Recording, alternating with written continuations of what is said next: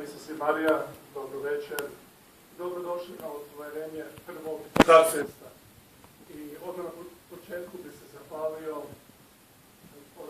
oratorijskom zboru Crkve Svetog Marka, kantore Santi Marti, koji su počeli sa kantorkom Jubilo. Baš jedna pjesma koja nas je uzdigla odmah na početku. Velika hvala zboru. Zašto Starfest? Što je svrha? Što želimo postići? Kao prvo, ovo je i biti će glavna javna godišnja manifestacija sada već zaklade Vigilare. Želimo na javnoj pozornici izreći, podijeliti i promicati stavove, načela i vrijednosti koje proizlaze iz duge hrvatske katoličke i konzervativne tradicije. Želimo ponosno dignuti svoje glave i poticati druge da ne malaksaju pred navalom militantnog sekularizma koji se u svoje neke medijske saveznike predstavlja kao nešto progresivno, poželjno i kao jedina opcija za Hrvatsku, istovremeno ponižavajući drukčije mišljenje ili izbjegavajući argumentirane susrete. Mi živimo u slobodnoj demokratskoj Hrvatskoj već 25 godina i svatko ima pravo u javnom prostoru, takozvanom public square, izreći svoje stavove i promicati svoj dnevni red u društvu. Vrijeme je da mi koji volimo tradiciju, te konzervativne i kršćanske vrednote, hrabro i smjelo promičemo i branimo svoje stavove, i to bez obzira na nekad vrlo neugodne laži, ismijavanja, klevete i razne neumjesne termine i stereotipe. Ako se ne budemo suprotstavljali i iznosili svoje uvjerenja, sloboda će pomalo izblijediti i na kraju nestati. Mi se nećemo spuštati na njihovu razinu izrugivanja i etiketiranja, niti ćemo dopustiti da se u nedogled ismijava i ponižava ono što je nama sveto i važno. Pristojnost je znak visoke civilizacije. Ovo je festival gdje slušamo, razgovaramo i umrežavamo se. Iz ovog jednog sigurnog prostora će zasigurno proizaći nove ideje koje će obogatiti hrvatsko društvo. Mi smo dio civilnog društva, te kao takvi se ne smijemo dati voditi kratkoročnim, paušalnim interesima političkog sektora. Politika nije najvažnija stvar u životu, već kultura. Kultura predstavlja dušu jednog naroda i svakako mora u sebi zadržavati elemente naraštaja koji su živjeli i stvarali prije nas. To uključuje i vjeru, moralnost i prihvaćanje društvene norme uspostavljene u zapadnoj kršćanskoj civilizaciji.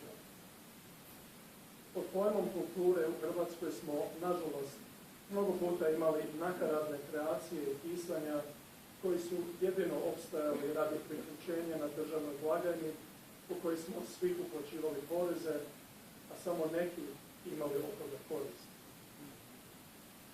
Hrvatska je za sada jedan slobodan otok gdje još možemo izraživati svoje mišljenja i stavove bez straha. Mi želimo i svakako ćemo se truditi da ona takva i ostane. Jednostavna je činjenica da se zapadna civilizacija, kako je mi znamo, rapidno rastače. Politička korektnost i strah uvukli su se u nešto što se već može smatrati mekanim totalitarizmom. Sekularizam i sinkretizam postali su nova građanska religija sa svojim dogmama i okrutnim načinom kažnjavanja onih koji su usude suprotstaviti i izreći ono što misli. Hrvatska ima na što biti ponosna. Tradicionalni i konzervativni elementi u civilnom društvu imali su do danas sjajne rezultate. Po svojim putovanjima po zapadu, toliki ljudi su mi se puno puta obraćali i divili su se što smo napravili u Hrvatskoj. Kako smo obranili brak, kako smo se suprotstavili zamrzavanje zametaka, kako smo zaštitili našu djecu protiv spolne indoktrinacije, te i sljedeća bitka sada, to je bitka za nerođenog djeteta. Ljudska prava, ta tako već ofucana sintagma, nema nikakvog značenja ako se ne zaštiti pravo nerođenog djeteta da se rodi. I napomenut ću, ne želimo slušati proturječne izjave, naročito od deklariranih vjernika tipa ja sam osobno protiv, ali. Ako želimo Hrvatsku koja će cijeniti tradiciju i kršćanske vrednote, moramo se založiti za to. Nema više skrivanja i oni će to napraviti. Svatko od nas za koga su ove vrednote važne mora se izložiti te braniti i promicati ono što znamo da je dobro za hrvatsko društvo. I kako znamo da su te vrednote dobre, puno ljudi pita kako vi znate da su te vrednote dobre? Jer su prokušane već naraštajima. Ima jedna prekrasna slika i zapravo i uzeli smo taj moto. Mi sjedimo na ramenima divova i imamo dugi pogled u prošlost, te tako možemo odrediti što je dobro za budućnost nas i naše djece. Hvala vam lijepo.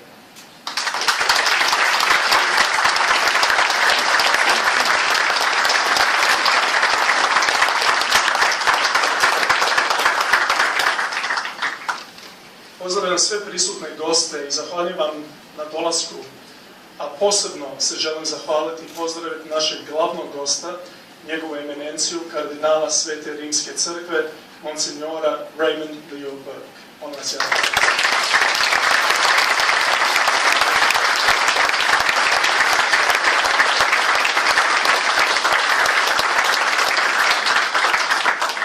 Želim isto samo kratko pozdraviti i druge goste koji su se odazvali, koji su ovdje s nama. A to je Slaven Dobrović, ministar okoliša i energetike sa suprugom.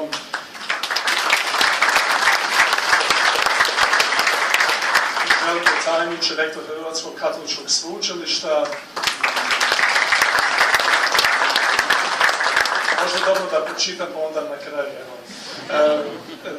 Dr. Marko Alerić, prodekan Filozofskog fakulteta za nastavu i studente, doktorica Tamara Alerić, izvanredna profesorica sa Učiteljskog fakulteta, doktorica Željka Markić U ime obitelj, Stjepo Bartulica, Centar za obnove kulture, Nino Raspudić, poznati javni komentator koji je rekao da će malo kasniti, Ksenija Abramović iz Laudato TV, Zvonimir Ancić, ravnatelj Hrvatskog katoličkog radija, Katarina Kovačić, predsjednica Hrvatskog pokreta za život i obitelj. To je ta udruga koja je prije 25 godina predala peticiju pred Ustavnim sudom. Gospodin Josip Udiljak, predsjednik uprave Hrvatske pošte. Gospodin Žarko Krmek, direktor prodaje Hrvatske pošte. Ivan Topčić i Mirjana Topčić iz Team Kablova i Zlatko Kosir i prijatelji ovdje iz Hotel Dubrovnika. Hvala vam svima na aplauzu.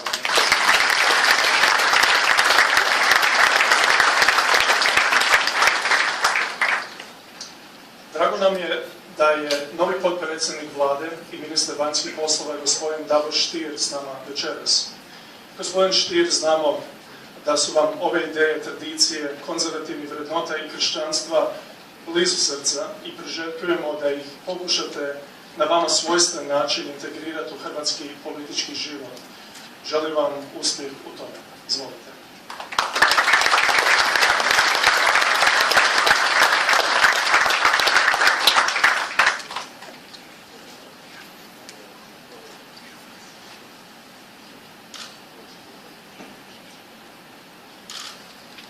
Hvala lijepo i dobra večer, izvolite kardinale, kolega ministre, uvaženi gosti, dame i gospodo. Izuzetno mi je drago što vas mogu ovom prigodom pozdraviti i zaželjeti uspješnu i plodonosnu konferenciju. Svjestan sam da se ova konferencija odvija u specifičnom društvenom ozračju, te stoga želim ponuditi nekoliko osobnih zapažanja u nadi da one mogu pridonijeti vašem radu i raspravama koje ćete održati idućih dana. U prvom redu želim konstatirati kako u trenutku kada primjećujemo rast populizma i radikalizma u mnogim dijelovima Europe, a i zapadnog svijeta, hrvatski su građani izabrali političku opciju koja se jasno predijelila protiv takvih pojava, a za izgradnju i razvoj pluralnog i tolerantnog društva.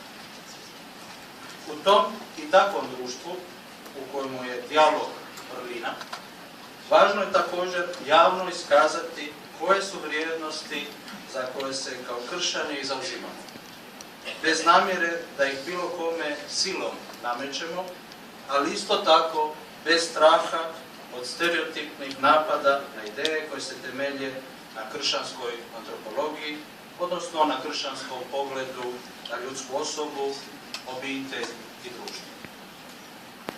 Takva zadaća nije jednostavna, jer kršćanin u javnom prostoru, posebice političkom životu, mora ostati vjeran svojim načelima, ali isto tako mora učinkovito djelovati u pluralnom i složenom društvu u kojem postoje i zakoni koji nisu uvijek u skladu s prirodnim zakonima, pa onda niti s kršćanskim naumom. Takav izazov za kršćane, međutim, nije novi. Ne odnosi se samo na današnje vrijeme, već se prostire kroz razna povijesna razdoblja. Prisjetimo se, na primjer, odnosa prvih kršćana prema zakonima koji su dozvoljavali ropstvo. U poslanici Filemonu tako možemo čitati kako sveti Pavao odbjeglog roba Onezima vraća svom gospodaru Filemonu. Ali od gospodara traži da, ako dakle mene smatraš za druga, primi njega kao mene. Sveti Pavao, dakle, ne diže revoluciju kao Spartak protiv rimskih zakona i političkog uređenja, koji su doista bili protivni prirodnom zakonu i duboko vrijeđali ljudsko dostojanstvo. On odbjeglog roba vraća svom gospodaru. Međutim, Pavao Filemonu moli, ne zahtjeva, već moli da svog roba primi ne više kao rob, nego više od roba, kao dragi brat. Razmatrajući ovaj odlomak Svetog pisma u enciklici Spe Salvi, Benedikt XVI. Zaključuje kako je ovakav pristup prvih kršćana doveo do toga da su vanjske strukture ostale netaknute, ali se društvo promijenilo iznutra. Mijenjati društvo iznutra, proširiti radosnu vijest, svjedočiti kulturu života i poštivanje ljudskog dostojanstva jest uloga i kršćana danas. Tako je i naš hrvatski blaženik Ivan Merz znao istaknuti kako katolici su dužni, upravo jer su katolici, da se kao katolici bave politikom, da taj način uzmognu uliti u sve žile države blagi duh evanđelskog nauka. Taj se blagi duh dakako ne može i ne smije nametnuti, već je potrebno, poput svetog Pavla, potaknuti i moliti da ga ljudi slobodno i svojevoljno prihvate. Zato uloga kršćana u javnom životu, posebice u politici, nije produbiti ili potencirati sukobe u društvu. Naprotiv, slijedeći učenje svetog Tome Akvinskog, Ivan Merz tvrdi da mjesto da postane baukom nesloge, politika je znanost kojoj kao bitni cilj pripadaju uvjeti zajedničkog htjenja. Ona je sintonizacija htjenja.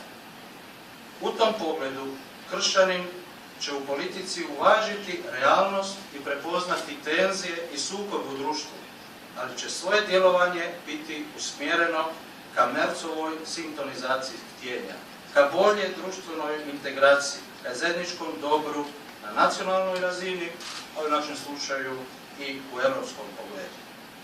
U tom kontekstu Konrad Adenauer u svom govoru pred Foreign Press Association u Londonu 1951. godine rekao je: proces integracija i stvaranja većih zajednica naroda služi održanju zapadno-kršćanskih vrijednosti koje daju smisao našem životu.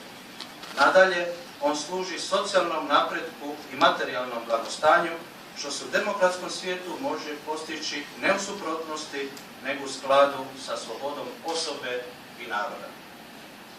Dame i gospodo, u tom djelovanju kršćaninu, a posebice katoliku, društveni je nauk crkve dragocjeni etički okvir inspiracija i poticaj za aktivno sudjelovanje u političkom životu.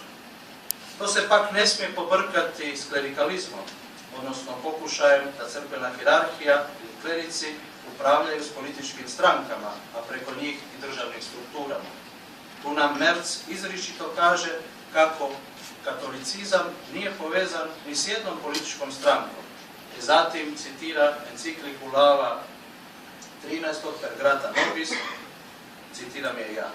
Iz toga se vidi kako loše i nepravedno čine oni koji potpomažu jednu političku stranku te ne oklijevaju staviti u sumnju katoličku vjeru drugih samo zato što pripadaju drugoj stranci, kao da je čast katoličkog ispovijedanja nužno vezana uz ove ili one političke stranke.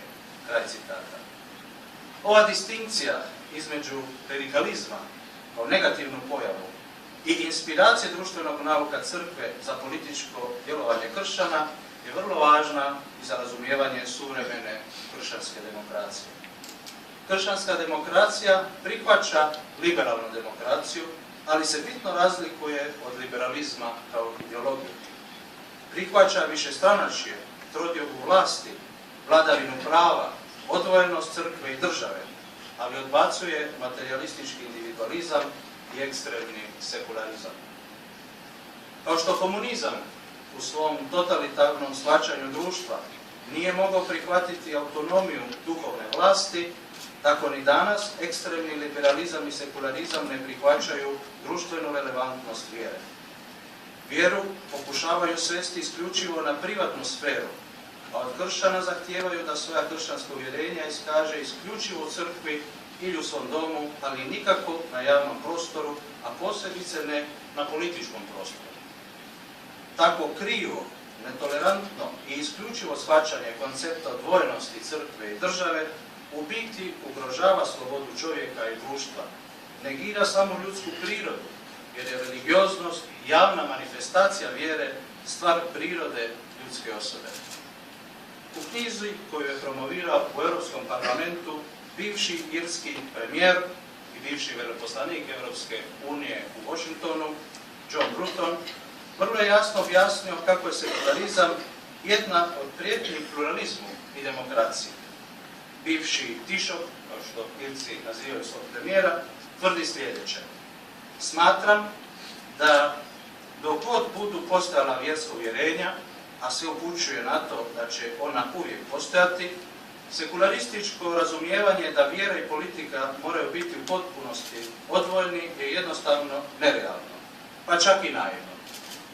A naivna uvjerenja koja se neumorno forsiraju, kao što to često biva, vode ili prema tiraniji ili prema razbijanju pluralizma koji je potreban za funkcioniranje demokracije.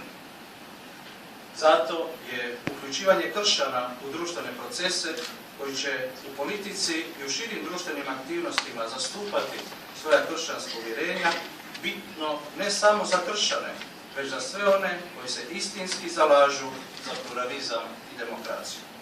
U tom pogledu i u tom duhu želim svim sudionicima ove konferencije puno uspjeha i plodonosnog rada. Hvala vam na pozornosti.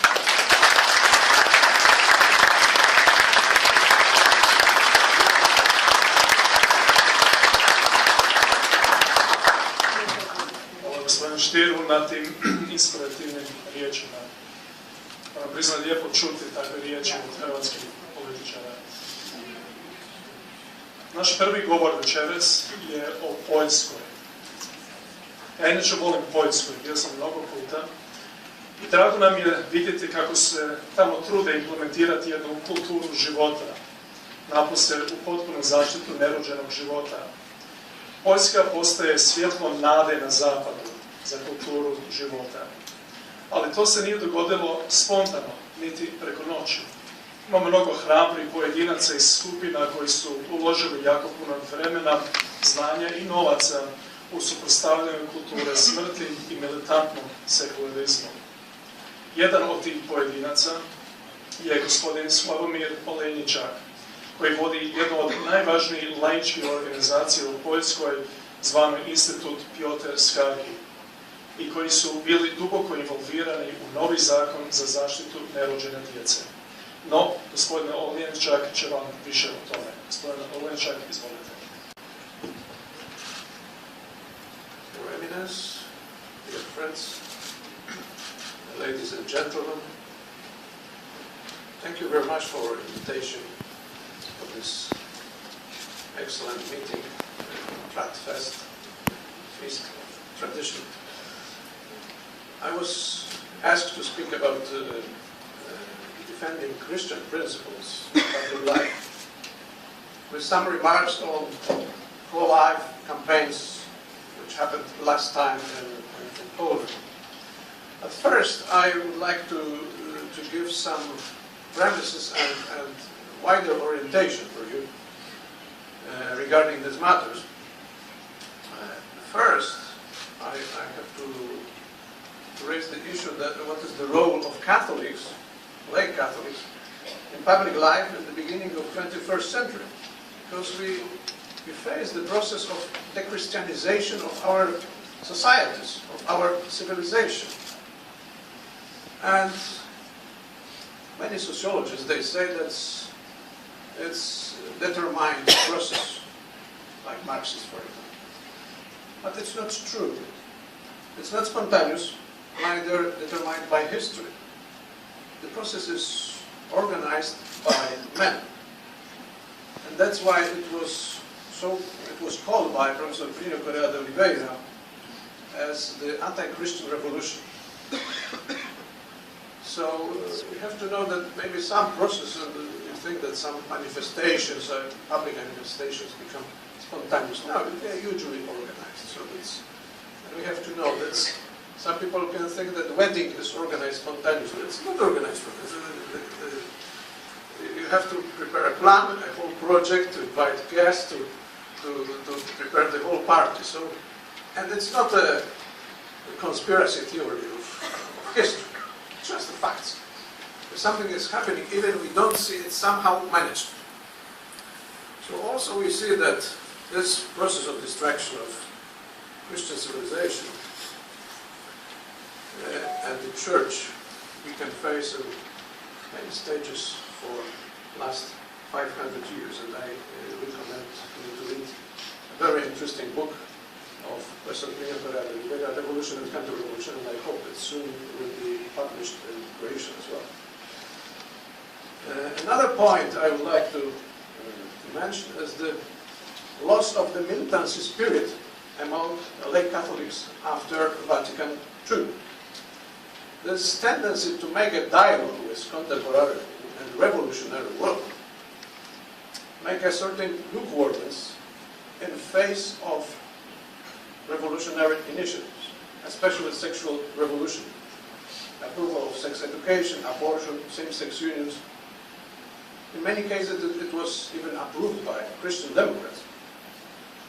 And there was no resistance against those initiatives among the Catholic lay people and Catholic politicians. If we compare the situation as Europe or Western civilization was in 1960 and is in 2016, we are in the state of affairs which were unimaginable for those who lived 50 years ago. So why has it happened? Because it is enough for evil to expand that the good ones do nothing. There was almost no Catholic resistance against the process of de-Christianization in the second half of 20th century. To some extent, of course, the militant spirit remained, and the TFP movement, the Tradition, Family, and Property movement, I represent also this group of organizations worldwide. I represented Poland. It was a great anti-communist movement in Latin America in the 60s and 70s and 80s, opposing liberation theology, which was a kind of veiled version of communism, smuggled with the Catholic ambiences into social life. And they started to defend Christian principle to stop the Cuban model of life in the continent, in South This kind of actions were preventive actions to alert public opinion to react against this revolutionary initiative. We can distinguish two types of campaigns: the preventive ones and the reconquest ones. Excuse me.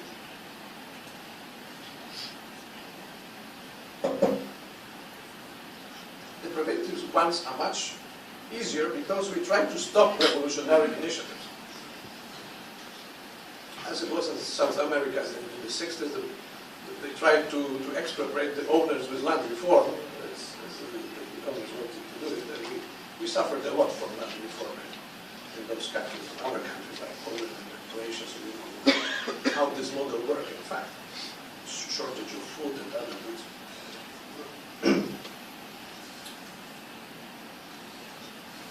And another type, the reconquest campaigns, are more difficult because we have to change the revolutionary status quo.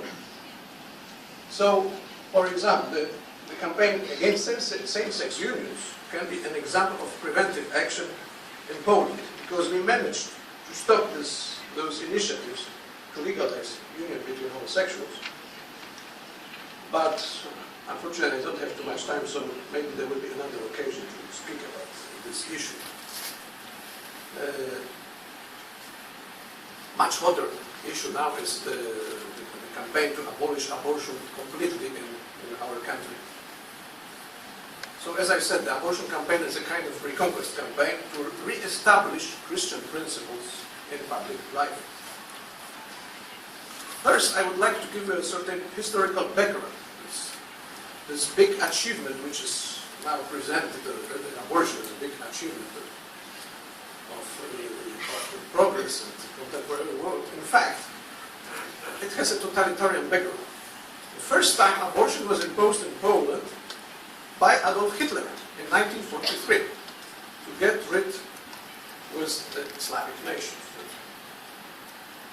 Then, next time, it was imposed again by the communist regime in 1956. And of course, any opposition against this law was persecuted as an anti-communist reaction. So just at that time there were organized prayer groups for life, but nothing else. There was no possibility to organize any kind of public action. Finally, after so-called collapse of communism, the pro-life groups started to make a campaign to ban abortion law, which was imposed by the communist regime. And in 1993, finally, the parliament was pressured to change the law, and they abolished abortion on demand. Only 3 exceptions remain, as the pregnancy which is endangering mother's life, or pregnancy as a result of crime, and genetic deformation of the fetus. After 1993, there were several leftist initiatives to return to the communist law. Once it happened that the law was stopped by Lech Wałęsa at that time as a president. He put his veto, and they were unable to abolish the veto because they didn't have a majority of 2/3 in parliament. And another time it was stopped by the Constitutional Tribunal. And at that time, the Catholic pro-life groups, linked with the Polish Federation of Life Defenders, always had a certain defensive attitude, happy with the compromise they achieved in 1993. And they were scared by the leftist initiative. So they said, no, don't touch the issue because we can lose what we already have, what we achieved. So their strategy was not to provoke the leftists to worsen the legal situation. After 2004, when Poland joined the European Union, appeared new pro-life groups like Foundation Pro, which became more militant. Since the very beginning, we formed a coalition to defend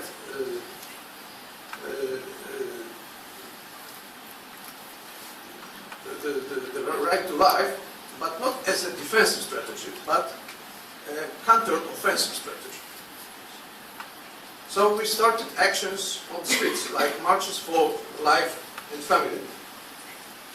In 2006, we were in Washington, and we attended March for Life, and then we decided, okay, let's copy it in Poland. So in that year, we started in Warsaw, and it was quite a small march. We could say 2,000 participants we had. But then the whole movement was growing, and this year we had 140 parallel marches in different cities with over 200,000 participants. So the movement is growing. Of course, there were also billboard campaigns, street exhibitions, so everything made a lot of politically incorrect noise. Finally, in 2011, first time our coalition prepared the citizens' project of the law to abortion in Poland. It's possible in Poland that we can organize, we can prepare a citizens' project of the law, and we have to collect at least 100,000 signatures. So then it has to be proceeded by the parliament. Doesn't mean that they have to approve, or they can't change the project. They can do everything what they want, but they are obliged to proceed the project and vote in favor or against. So in 2011 we collected 600,000 signatures, and at that time the parliament was dominated by centrist liberal government of Donald Tusk, and we lost only by 5 votes. There were 186 votes and 191 against. And first time in the history of the parliament, Donald Tusk imposed party discipline on the members of his party, not to vote according to their conscience. Because if they voted according to their conscience, we would win. Even with this, that's 15 members of the party, they broke the discipline and they voted in favor of our project. Of course, they had to pay a fine for this party, but anyway, they were quite courageous, risking their own careers. After this, there were 2 other unsuccessful attempts when the citizens' project of the law was rejected by the parliament, dominated through 8 years by this liberal coalition. Even if those initiatives didn't achieve their direct goal, which was to ban abortion, there were other indirect effects which helped us to continue our struggle. First, the number of people considering abortion as killing unborn babies has grown significantly, especially among younger generation. Second, leftists changed their strategy to defend the present status quo, which they attacked before. So in order to make our campaigns more efficient, we also formed a legal think tank called Institute Ordo Iuris to defend life and family on legislative and judicial level. So we formed a group of experts who really can work with commissions of parliament to give their opinions on such matters. Not only that, before only this kind like Amnesty International or Human Rights Foundation of Helsinki, they had the monopoly. So they were perceived by the members of the parliament like gurus. And in fact, finally we created a certain counterbalance, denouncing that many expertises presented by those organizations were just false. After the elections in 2015, in autumn of last year, the political situation has changed. A new government, you can say it's the most conservative government after 1989. So, in summer of 2015, before the elections, the whole Law and Justice Club voted in favor of our project on abortion. So they were, of course, opposition and minority. Now they have majority and government, so we have decided to make a new project of the law to protect life. The project has been prepared by our experts from Ordo Iuris to avoid legislative traps in parliamentary commissions. Unfortunately, so when the project was ready, several militant pro-life organizations formed a legislative committee called the name Stop Abortion, and started to collect signatures under the project. Unfortunately, we have received a shot in the back from the Polish Federation of Pro-Life Defenders, which attacked our project under a pretext that the project is going to penalize women performing abortion. So actually they wanted to come back to the remnant of communist law from 1956 or 1954 in the Soviet Union, which was considered as a revolutionary achievement that women shouldn't be penalized for abortion in order to abolish protection of life of the fetus. So anyway, from the point of view, if you commit a crime, there should be a penalty. Otherwise, the law doesn't work. So it was just a pretext. Anyway, in the beginning, they made pressure that we have to postpone the project not to destabilize political situations, so even they didn't raise this issue. It was raised later.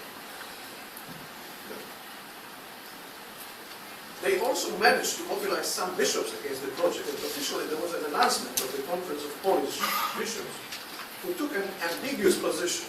First, they declared to support the total protection of life, and 2 weeks after they declared no penalties for women who commit abortion. Which means, yes, we are for life, but we are against your project. It was the only project that was presented. In the meantime, the feminists started to collect the signatures under their own project to liberalize abortion, come back to abortion on demand. Regarding this announcement, we decided to send petition forms to collect the signatures in all parishes of the country, it's 10,000. Unfortunately, there were few bishops who supported collection of the signatures in the diocese. After 3 months, we managed to collect 460,000 signatures, and 100,000 from them were done by parishes. Even with the lack of support of the majority clergy and with media campaign against the project. After delivery of the signatures to the Parliament on 7th of July, they had 3 months to start proceeding with the bill. And what happened? On September 23, the bill was officially presented to the Assembly and was approved by the majority to be proceeded by the Commission of Justice. At the same time, the deputies rejected the feminist project of the bill to have abortion on demand. And the MPs were allowed to vote according to their conscience. And they voted freely, without any pressure from government or party leaders. We got 267 votes for and 154 votes against. Then the feminist groups and leftist media, to some extent supported by Soros, made a campaign of slander against the project and created an atmosphere of hysteria, which resulted in so-called black marches. Those marches revealed a really demoniac and anti-Christian face of campaign against the bill. It was not only that they were calling for women's rights, but they were really blasphemous and anti-Christian. So what happened then? On 5th of October, 2 days after the black marches, the Bishop Conference, unfortunately, repeated this announcement that they are against penalization of women who commit the crime of abortion. Few hours after, there was convoked an urgent session of the Commission of Justice. It was breaking all the rules because they convoked the session of the Commission in 4 hours. So even some members of the Commission were unable to come. And they didn't allow us to speak about the project. There was no discussion at all. One just read that they wanted to vote the issue that the project should be abolished, rejected completely. So Next day, according to, it happened at the evening of the 5th, next day in the morning, according to the recommendation of the Commission of Justice, Jaroslav Kaczynski imposed not party discipline, but he said moral discipline. And he forced the governing majority and the leftists, together with leftists and liberals, to reject the bill. With 352 votes. Only 58 MPs voted to defend the bill. The question is, was it realistic to do such campaign? Yes, we assumed that if the MPs voted freely according to their conscience, we would win. And it was proved on September 23rd. But the conscience of MPs, of parliamentarians, was broken by the moral discipline imposed by the party leader. And unfortunately, justified to some extent by the Bishops' Conference. It was even said by some of the deputies that they had the authorization of the bishops to reject the project. But anyway, we keep fighting. And we will collect signatures. Next year, our duty is to give testimony about the truth, that any life has to be protected from conception to natural death. And we have to be perseverant in those efforts, expecting the final victory belongs to Mary, Mother of God, who crushes the head of Satan. Thank you very much.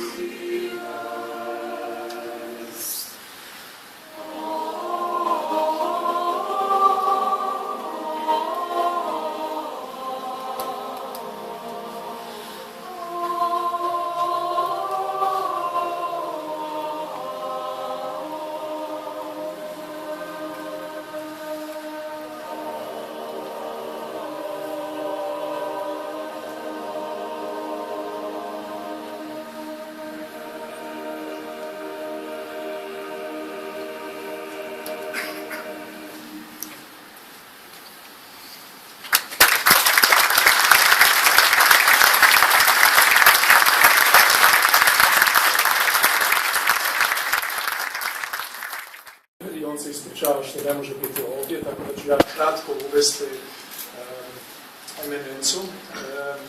Kad sam bio u Rimu ove godine na Rome Life Forum, imao sam čast upoznati kardinala Raymond Burke, koji mi je rekao da njegova knjiga I Božja ljubav tijelo postala izlazi na hrvatskom i ovih dana je jučer i zapravo predstavljena i izašla je na hrvatskom. I da će on doći u Hrvatskoj. Odmah sam ga upitao bi li bio voljen sudjelovati na našem Radfestu i kao što vidite, pristao je. Kardinal Raymond Leo Burke predstavlja sve ono što je najbolje, najsjajnije i čvrsto u katoličkoj crkvenoj tradiciji. I on ne vidi tu tradiciju kao nekakav dio muzejske izložbe ili mrtvo slovo na papiru. On oživljava tu tradiciju i nauk za novi naraštaj katolika. Katolik je po svojoj definiciji povezan sa tradicijom i nepromjenjivim crkvenim naukom utemeljenom na našem spasitelju Isusu Kristu. Kardinal Burke je prvenstveno čovjek riječi i načela. On govori što misli, i to javno, bez uvijanja. Možda bi neki čak rekli dosta američki. On se ustručava suprotstaviti se onima koji je politička korektnost način života i djelovanja. Za mnoge od nas to je kao povjertarac svježeg zraka koji nam daje nadu i širi horizont i ponos što smo dio univerzalne katoličke crkve. Kardinal Raymond Leo Burke je rođen 1948. u Richland Center u saveznoj državi u Wisconsin. Bogoslovno sjemenište Svetog križa u La Crosse u Wisconsin i završio između 62. i 68. godine. Katoličko sveučilište pohađa u Washingtonu, D.C.-u, na kojem 1971. završio filozofiju, a studij teologije pohađa na Papinskom sveučilištu Gregorijana u Rimu, diplomirajući 1975. godine. Za svećenika ga je u Vatikanskoj bazilici Svetog Petra zaredio sam Papa Pavao VI. 1975. Prva služba oca Burka bila je na mjestu pomoćnog rektora katedrale Svetog Josipa Radnika u La Crosse. U Rimu se vraća 1980. gdje je na Gregorijani polazio studije kanonskog prava, na kojem je 1984. godine i doktorirao. Iste godine postaje moderatorom biskupskog ordinarijata i vicekancelarom biskupije La Crosse. Papa Ivan Pavao II. Imenovao ga je 1989. prvim američkim braniteljem ženidbene veze Vrhovnog suda apostolske signature u Rimu. Papa Sveti Ivan Pavao II. Zaredio ga za biskupa 1995. I od 2003. do 2004. nadbiskup je St. Louisa u Missouriju. Papa Benedikt XVI. Imenovao ga je 2008. predstojnikom Vrhovnog suda apostolske signature gdje se nalazio do studenog 2014. Nakon toga ovaj crkveni pravnik imenovan je na najviše položaje katoličke crkve i rimske kurije. Postaje član kongregacije za biskupe, kongregacije za kler, kongregacije za proglašenje svetaca, kongregacije za bogoštvo i disciplinu od sakramenta i još puno više da sad ne nabrajamo. Danas je od 2014. na službi patrona zaštitnika suverenog vojnog malteškog reda, čiji je član od 2011. A 7. srpnja 2015. postaje voditeljem današnje Svete lige, koji je izvorno osnov Papa iz 1571. A u međuvremenu od rujna 2015. ponovno postaje članom kongregacije za proglašenje svetaca, čime se vratio u rimsku kuriju, što je inače važno za nas Hrvate, povezano sa blaženim Alojzijom Stepincem.